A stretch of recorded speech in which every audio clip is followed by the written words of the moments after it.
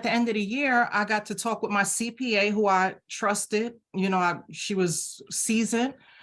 She charged a lot, so I thought she knew what she was doing. And here I was listening to Robert Kiyosaki telling me to do all of these things, and I was taking his step-by-step guidance. And then over here, I get with the CPA, and she's like, no, you can't do that. You can't write it off. You're doing everything wrong. So by default, that got me in a lot of trouble. She gave me a huge tax bill to the tune of about $70,000 for that year.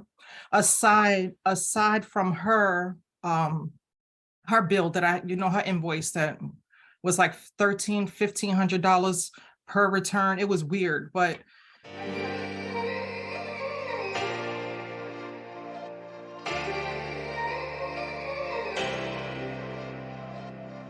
Welcome to the Share the Wealth Show, where minority professionals can learn to escape the racial wealth gap and catapult themselves into abundance.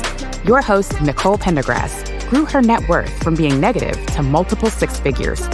Join her on her investigative mission to expose secret strategies of the wealthy so we can all have the tools needed to build the life and legacy we were created to possess. Now it's time for the show. Hi, everyone. Welcome back for another episode of the Share the Wealth Show. This is the show where we talk about the strategies to grow, protect, and build minority wealth. And today I have with me Miss Verline Davis, and I just can't wait to jump into your story and really dig out because you're doing so many things and every piece of it is like critical. Like I don't even know how you're handling all this stuff. And people ask me how I do all the stuff that I do, but everything to me just seems so intentional. With everything's kind of interconnected, and that doesn't normally happen for a lot of people. So I know people have no clue what I'm talking about, but I'm just going to really quickly go over your bio.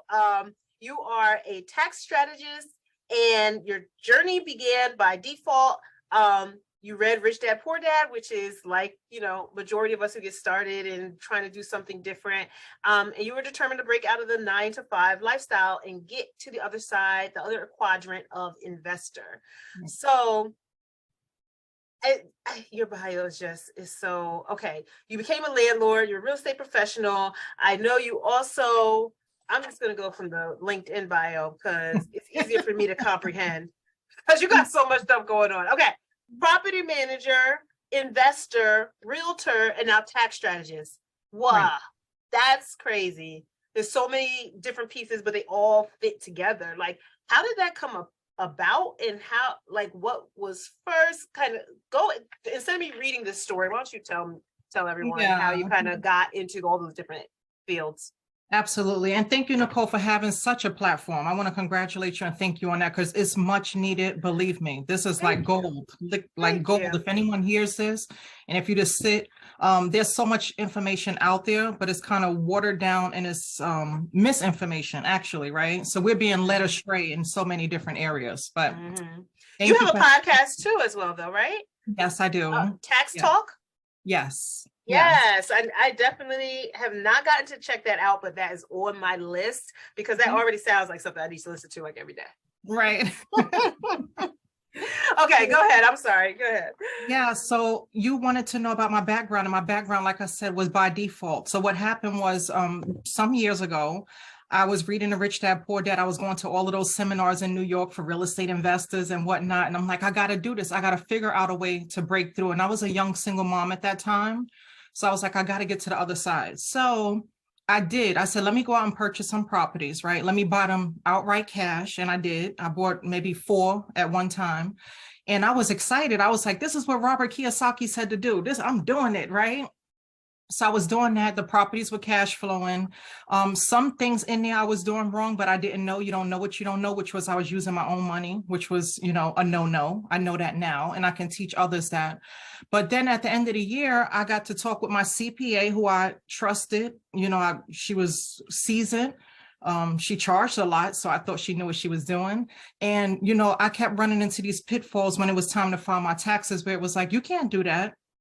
You can't write off that home office, even though you don't live there at all. It was just dedicated for me going from, New York to New Jersey to, upstate New York or Pennsylvania, it was a midpoint. She said, you can't write that off.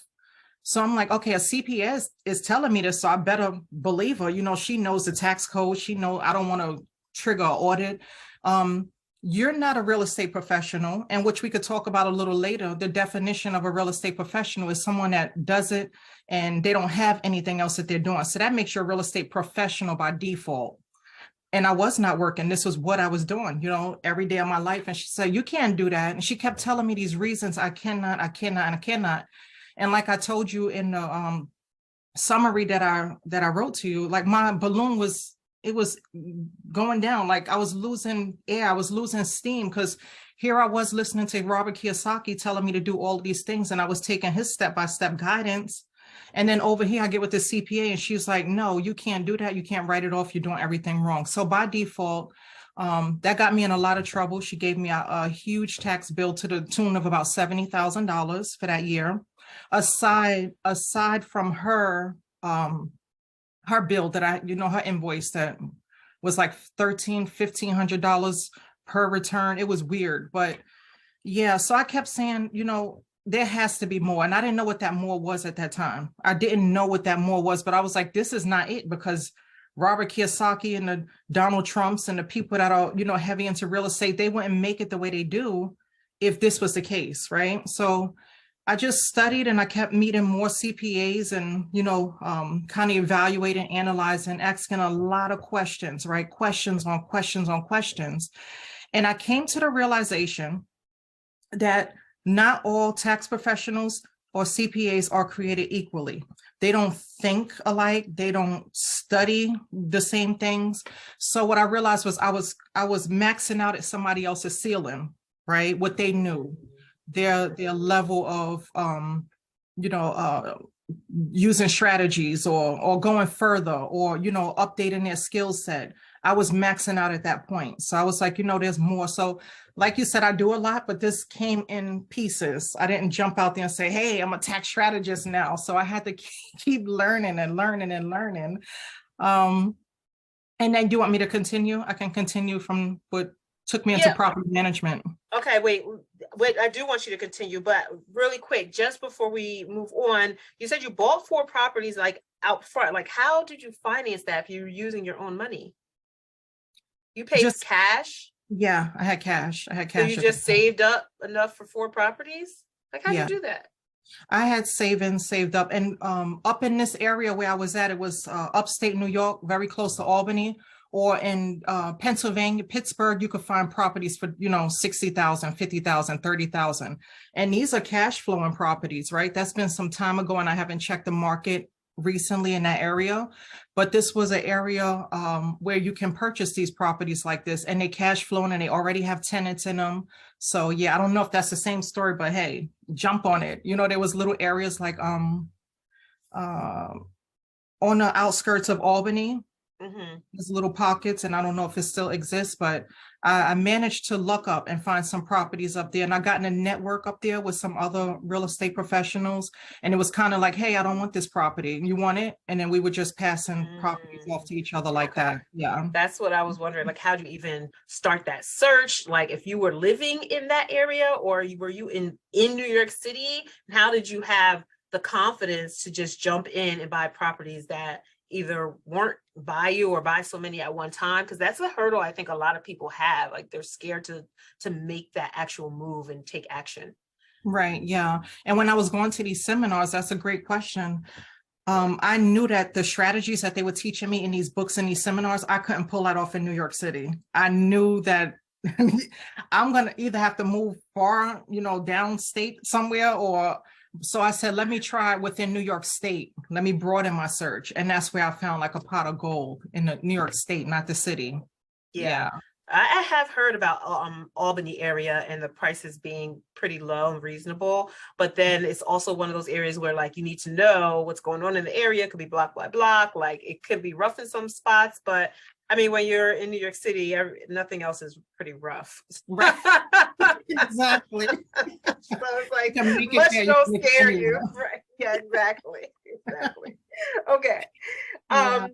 But yeah, so I think that having the courage to take what you were learning, to plug into other networks, and just not be afraid to take action and just get started.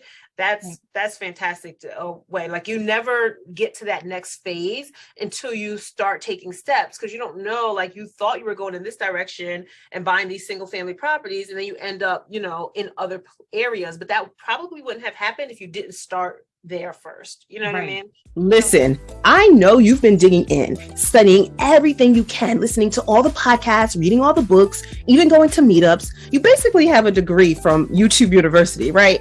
But you still feel stuck. You don't know how to actually implement what you've learned. You're nervous about taking the next step. And with the economy like it is, especially with a downturn looming, you're even thinking maybe you should just wait it out. I know you've heard that real estate makes more millionaires than any other asset class, but you know what else? More millionaires are made in a downturn than any other market cycle. So now is the perfect time to jump in and really get started. I'm super bullish on growing my portfolio this year, and I don't want you to miss out. So I've decided to start the Microfamily Investing Accelerator. This is a mentorship program where I personally guide you through my 5 proprietary pillars, so you can learn how to buy your first commercial multifamily property and scale while not biting off more than you can chew by focusing on 5 to 20 units. That's what I call microfamily. And so you can also get hands-on guidance from an experienced microfamily investor, me, who's been right where you are, nervous about how to start. And so you can also create the cash flow needed to give you freedom and options to build the abundant life that you were destined to live. So I'll be limiting the first cohort to 5 students because they'll have direct access to me and I will be heavily invested in their success. If you're ready to grab 2023 by the horns, schedule a free discovery call with me today. The link is in the show notes. Let's hit the ground running in 2023. I look forward to seeing you on the inside. And now let's get back to the show. So, all right, you could go ahead and continue with the next phase of the journey. Yeah, so then I moved from up north to Florida. So this opened up another, set of opportunities here, right? I did have a rock bottom time in my life, going through a divorce and, struggling and no family here in Florida. I was like a lone wolf down here, so I had to figure things out quickly. And what I did at that time was I got into property management because I had already had that skill set from up north. So I was like, okay, let me, use this down here. And I got into property management, in the multifamily side. So 1,000-unit properties, managing them, operating them. And I've just loved it so much. It's still a piece of me. It's my heart, right? So I got so good in doing that now companies usually call me and when they having issues with something is not right with the asset. So I can come in and I'm usually within 30 to 45 days able to kind of figure out what is happening with this property. Is it a staffing issue? Is it, our marketing? Is it maintenance? Is it, what are the rents like? So I get in fairly quickly as a consultant and I'm able to pinpoint what's happening on site and give them a devised plan to move forward to fix those issues. So that was the property management side of it, right? So I feel really good and confident that I can jump on any asset and kind of evaluate what's happening, but I wanted more. I wanted more than that. I wanted to know, how do we break this down with tax strategies? How do we run cost segregations? How do we bonus depreciate these assets out? So I had a need to, hop again, because I wanted to know that side of things, right? Yes, I could run a property. That's cool. But I wanted to know the back end of it. So that's what led me into the tax side of things, like seeing how we break down these assets on a tax level. Yeah. Wow, this is kind of crazy. And the fact that I already know you're a different breed because you actually like property management. That's like, it's a thankless job, right? Is you have to deal, most of the time people are calling you when there's issues, right? Yeah. So you're like constant fire putter outer. Yes. I don't know if that's a word, but anyway. But yeah, so and you just found the joy in that, and that just speaks to your personality and certain traits, and that's where everyone has different skill sets, right? And things that they have an inclination for. And when you're looking to either find your path or get certain things done, if that's not up your alley, then you need to find a partner who has the strength where you are not strong in that area. And that kind of is where great partnerships and just knowing or not knowing, but like trying to find your strength and what you can add to the table, or what your superpower is to help you with the next phase of your journey. So that's really great. All right. And before we go on, I just want to throw in there that you would think that the owners and the investors in such properties, 1,000 units, they have it all together. Maybe they have the strategist or the team put together, and that's so far from the truth, right? So most of these assets are upside down, and they're just sitting there, like, usually like twiddling their thumbs, like. And when I come on board, I'm like, no, this is not how it's supposed to be. We are not supposed to be sitting at 90% occupied. Why? We have to reverse engineer why are we sitting here. Is it the market? Is the clientele? Is it the geographical? Let's change it. Let's fix up some things. So yeah, I'm a nerd in that area, I guess you can say. Well, yeah. That sounds good to me, because I'm kind of nerdy when it comes to that kind of stuff. My patience for actually figuring it out is another thing. But I constantly have to, even like my property management company, I feel like they just go with the flow. Mm-hmm. And I need to sit down and rein in and look at numbers and ask the questions and like, okay, I know I'm a small fish in your big ocean and all the properties that you manage, because I don't have like 1,000 unit with this property manager, but I still need to have certain metrics met. I still need to have answers for why, the cash flow is there or not there. You know what I mean? So I don't know. I think whether you're on the property manager side or you're on the investor side, hopefully your property manager is being like you are with the properties and really dissecting and making sure things are operating efficiently, because that's what they're supposed to be doing. But I get both sides of it. Like, I get it. Like, there's a lot of balls moving and stuff, but that's why you have to optimize systems and kind of know how to dig in. So how did you get so good at property management, especially of large units, when you were property managing yourself like 4 units? It's a whole different animal in it, managing like an apartment complex than a single family residence. So how did you kind of learn the skill set there? Yeah, it was definitely a learning curve, right? And the one word that would jump out at me is hunger. I was hungry. Right. So I came in and I had to prove myself. I didn't jump up to property manager right away. I had to prove myself, because that was the question. You're coming from residential properties into this, it's a different beast, blah, blah, blah. But what they didn't realize was I was hungry. And I was from up north, so I was going to figure this thing out. So I got into leasing. I was like, let me show you what I can do. I got into leasing, and within probably a year, I went to assistant manager. That's the one that's, now my position is doing the books, collecting the rents, sending people to evictions, doing all like that. And within probably another year, 8 months to a year, I was already moved up to property management. I had even one company that I was working with, they said, you do so well at collecting, right? You do so well at collecting on bad debt, making sure people pay their rent. The way you talk to them, you make people want to pay their rent, right? They actually created an internal collection division for me to run. So yeah.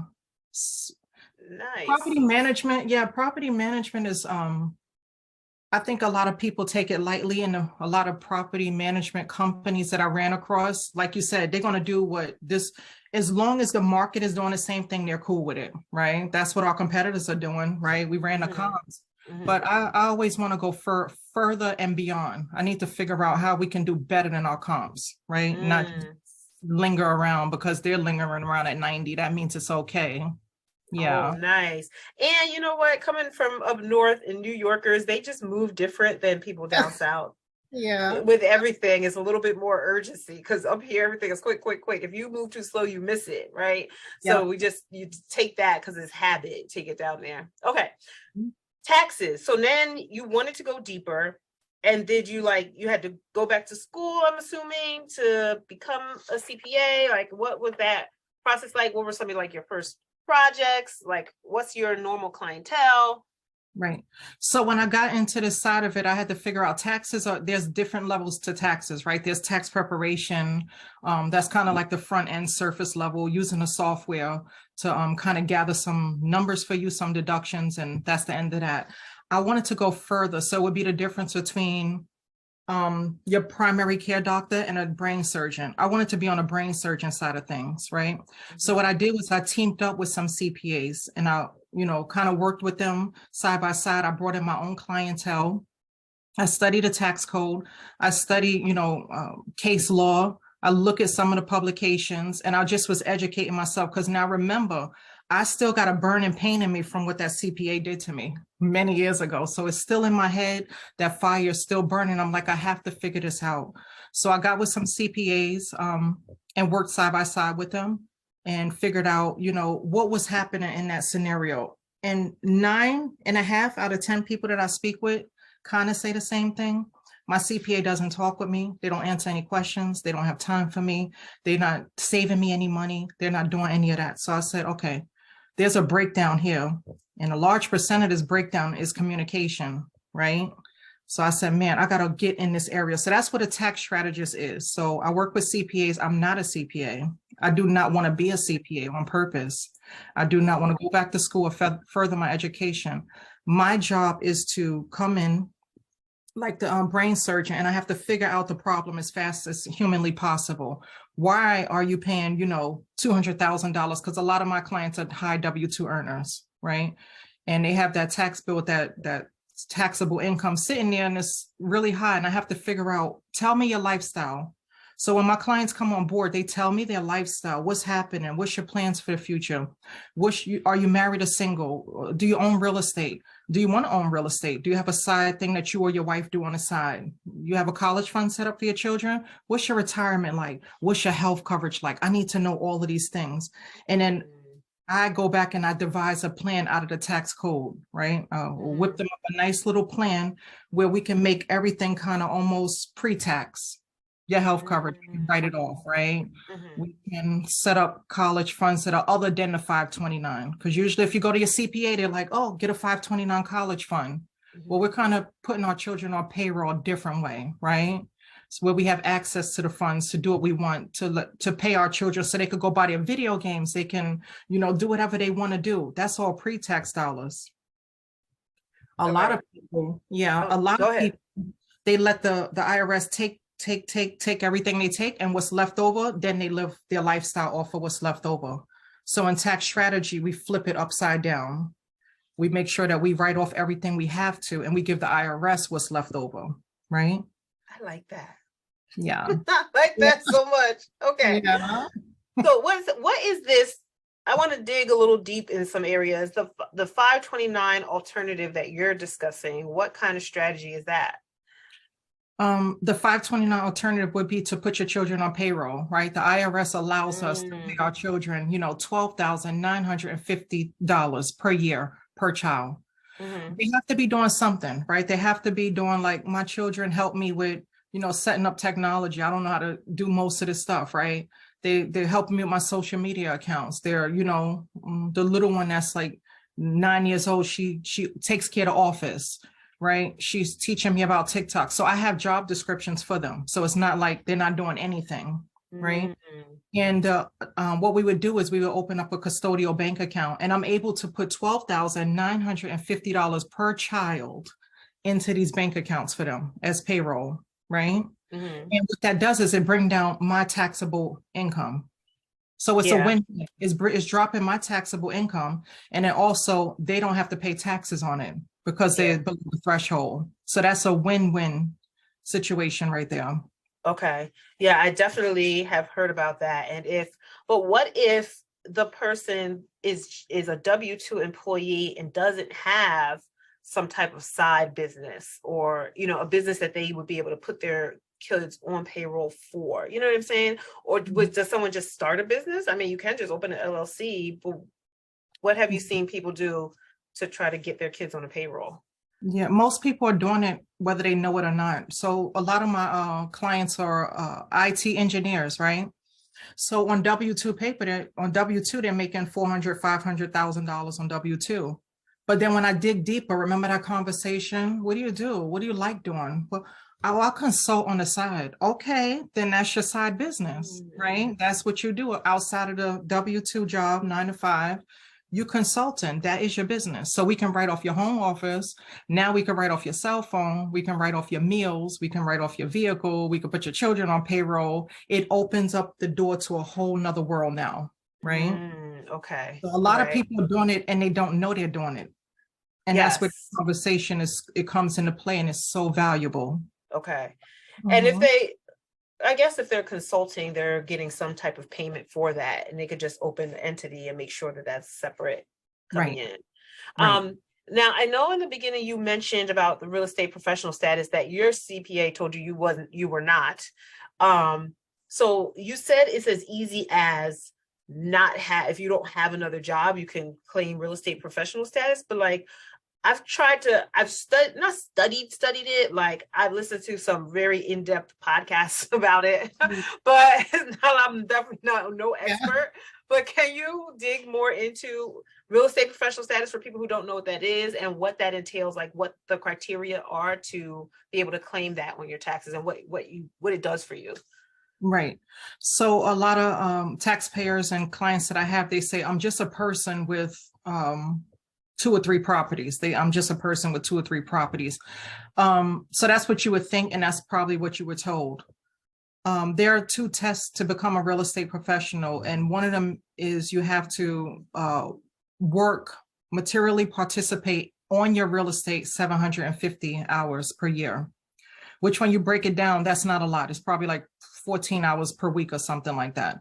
But if you have a 9-to-5 job, that's going to be hard to prove to the IRS that you can do a 9-to-5 job and then 15 hours a week or so on this property over here.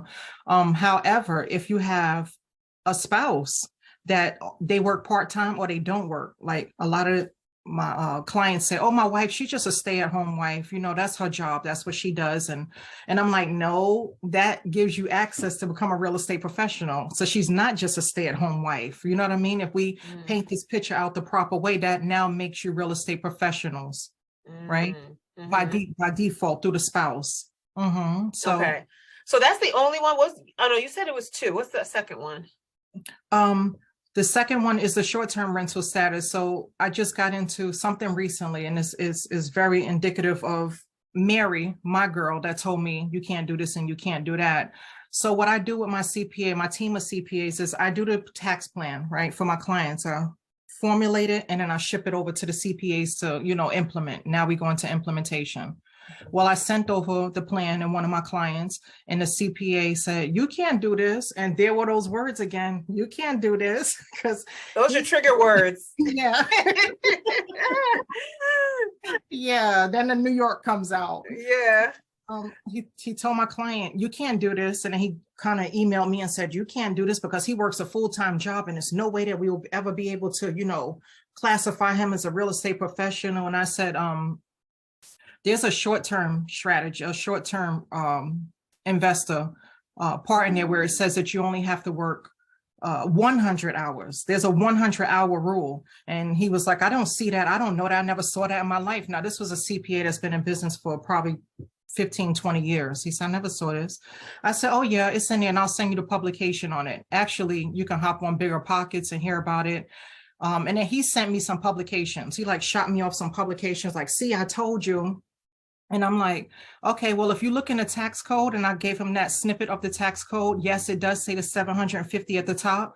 But if you look way down deep, there's another section that says, or 100 hours, right, on your short-term rental. So it took him some time, but he did apologize. And he said, I never saw that before. I never knew about it. And I apologized to that, I went that far sending you publications and whatnot. And I said, it's okay. So that right there again showed me how my position plays as the middleman, as the advocator, as the fighter for the taxpayer, because I'm going to go deeper, right? There's publications, which most CPAs, they look at publications. And then there's the tax code. And on top of the tax code, what would trump that would be case study, case law. So that means, that's the end all be all. When it then went to court and the case was heard out and a decision was made. So yeah, as you can see, the power in communication, right? And having these conversations, I'm sorry. No, you're fine. So the 100 hours, because I did listen, the podcast that I was listening to was by Brandon, the CPA, the real estate CPA, who's really associated with Bigger Pockets. He did a super in-depth, him and another CPA, super in-depth podcast and like booklet and pamphlet, all this stuff, like ebook about real estate professional status and the short-term rental status. And with 100 hours, it's you have to materially participate more than any other person, right? Person, yes. Okay. So I was looking, I hate my loss limitations, right? I still have full-time W-2. And then if you start making a certain amount of money, your loss limitation cap keeps going down, less and it phases out, right? So I was like, all right, I gotta stop this. Like, what can I do? So I was studying STR a lot so that I could get involved in that. But then the other thing is, it can be very management intensive. And I know with my W-2 and my 2 kids, I have 2 toddlers, I don't have time to be checking on customer bookings and all that kind of stuff. And so I was looking at all the strategies to automate as much and make it as little as possible. But then in that case, I really can't do that if I want to have that write-off ability, right? You can't really do what? Which part are you referring like to? Automate most of the processes so that like I can be as hands off as possible. Because even what's 100 hours divided by 52 weeks? Oh, that's like 2 hours a week. Yeah. Yes. So when 2 hours a week plus work more than anybody else on the project. Right. So when you say hand automating, if you're talking about an app like if you put your property on Airbnb, right? For example, they only do but so much. That's just a platform, like a scheduling platform to make sure you get paid. They schedule it out and all like that. But you're really, scheduling the cleaners. You're really scheduling. But then what about the cleaners? The cleaners then are technically working on it more than me, right? Because they're cleaning between bookings. No. There's a lot involved with what you can do remotely, even if it's set up as an automated, process. Okay. You're doing a lot more than you think of. And that's where the log comes into effect, right? That real estate professional log where you have to log everything. Mm-hmm. It's on the phone. My cleaners cut out on me. It took me, 3 hours to call and search. I'm searching for new cleaners to come in and, my maintenance team, right? My maintenance team, all of these things, if you have to buy things, right, for the property, that is still you hands-on because Airbnb is only doing but so much. It's just the platform, but you're still, and you can still prove to the IRS via your log how much you're actually doing, how much you're actually participating. Okay. So my assumption was just that because cleaners and maintenance guys would be there physically hands-on more than I am doing work, that I wouldn't be doing more work than them. But I get it. Like there is just a little bit more documentation you got to have, but it's doable. You just got to make sure. Okay. Now, how about active? Because I was just having this conversation today with someone, active losses versus passive losses, right? Because not everything those are 2 distinct buckets in like the tax CPA world and what you can write off against which type of income.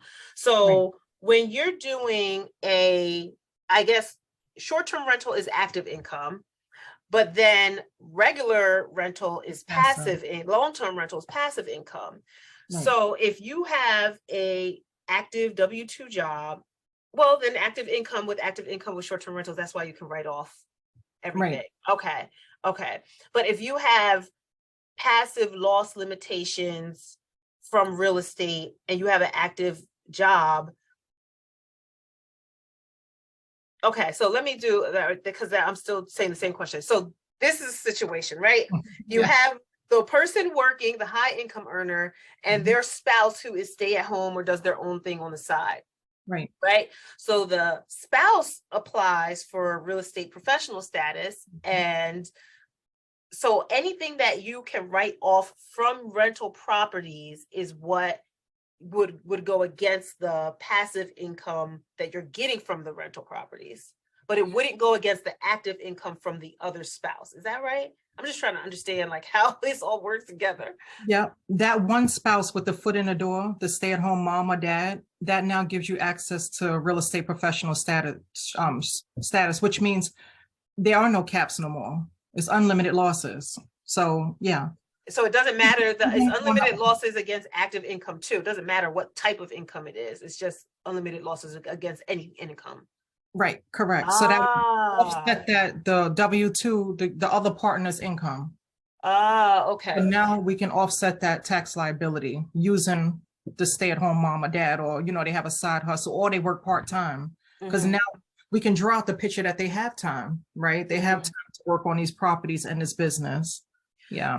So what if it's a couple that doesn't have any properties yet, but they want to have properties so that they can take advantage of this write-off, and they're in the process of building up their business, but they haven't gotten properties yet? Like, are you still able to claim real estate professional status if you're in the business building phase and you haven't bought a property yet? No, Okay. you can't. You have to actually have the properties. They have to be in service in order for you to, you know, get the real estate professional status. There are so many things that we could go on and on forever on this call. We can set up like management companies. We can set up consulting companies. So to answer your question, they can do other things up until they get those properties. The other things could be consultant companies. It could be, you know, everything that it takes for them to get ready. That's what you're talking about. That is in between what you want to do and then when you purchase the property. Right. We can set up an entity for that. That's a business in itself, right? Because you're actively looking for these properties. You're, you know, doing research. You're meeting with realtors. You're doing all of these things. So you are doing something, but you can't get real estate professional status until you actually have properties in service. But there's other tax strategies in order to increase your write-off ability before while you're working towards that. Okay.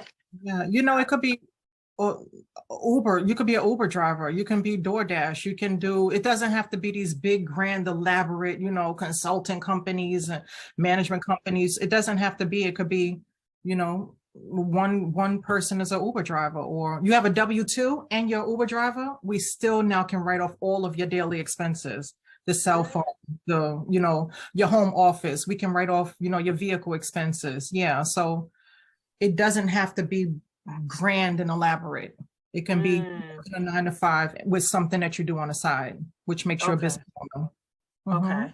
Okay, guys, don't kill me, but I'm going to have to cut this episode short. This is too juicy, and we need to do this in a part 2. So stay tuned for the next episode that airs, and you can hear the rest of our conversation. Did you love this episode of Share the Wealth Show?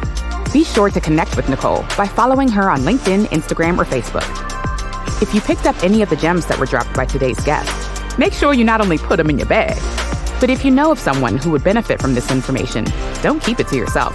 Share the wealth and make sure to leave us a rating and review. We'll see you for next week's episode. Subscribe so you'll be notified.